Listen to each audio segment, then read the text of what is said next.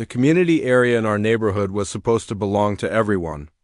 A simple shared space, benches, open grass, a small play area where kids could run around after school while parents talked nearby. My son loved it there.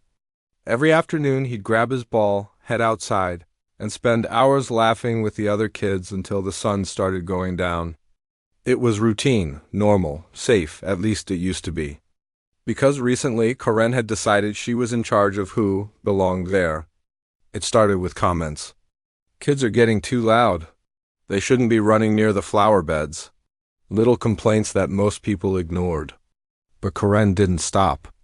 One afternoon I noticed my son walking back toward the house much earlier than usual, holding his ball quietly at his side. Something was wrong immediately. "What happened?" I asked. He hesitated before answering. "Karen said I'm not allowed there anymore." For a second, I genuinely thought I'd misheard him. "What do you mean not allowed?" He looked down. "She said I'm banned from the community area because I was being disruptive." My chest tightened instantly. Disruptive?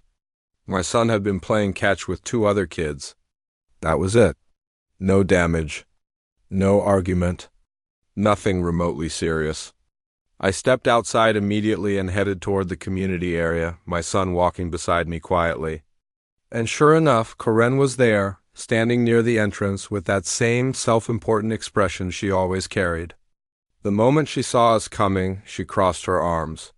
"I already explained it to him," she said before I even spoke. "He's not allowed here anymore." I stared at her for a second, honestly trying to process the audacity of what I was hearing. "You banned my child?" I asked. Karen nodded confidently. "Temporary restriction," she replied.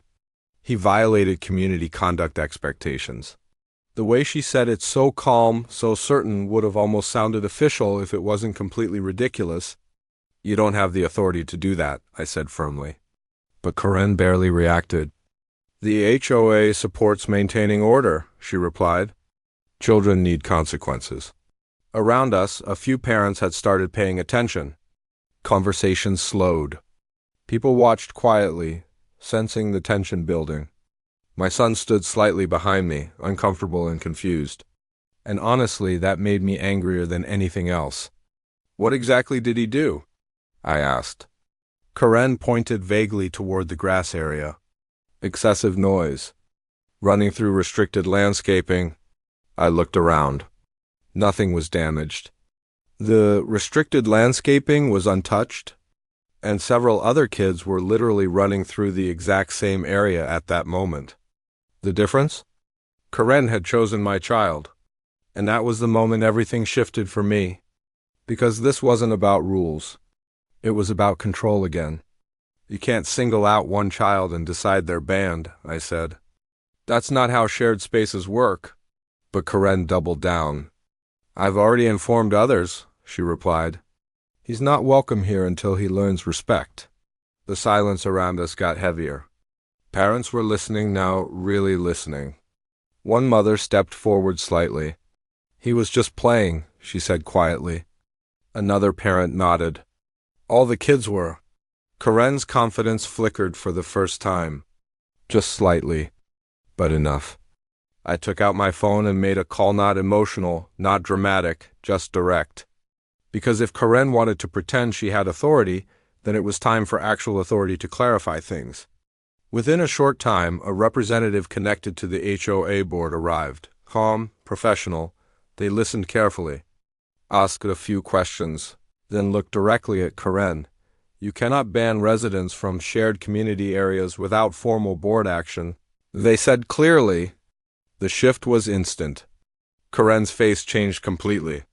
"But he was causing problems," she insisted. The representative shook their head. "That still doesn't give you authority to remove access." Around us, the atmosphere changed immediately. The tension that Karen had built collapsed in real time. My son looked up at me, relief finally replacing confusion. And then something small but important happened. One of the kids nearby waved at him and shouted, "Come play!" Just like that, simple, normal, human, Karen stepped back, her certainty gone, her control slipping away with every second.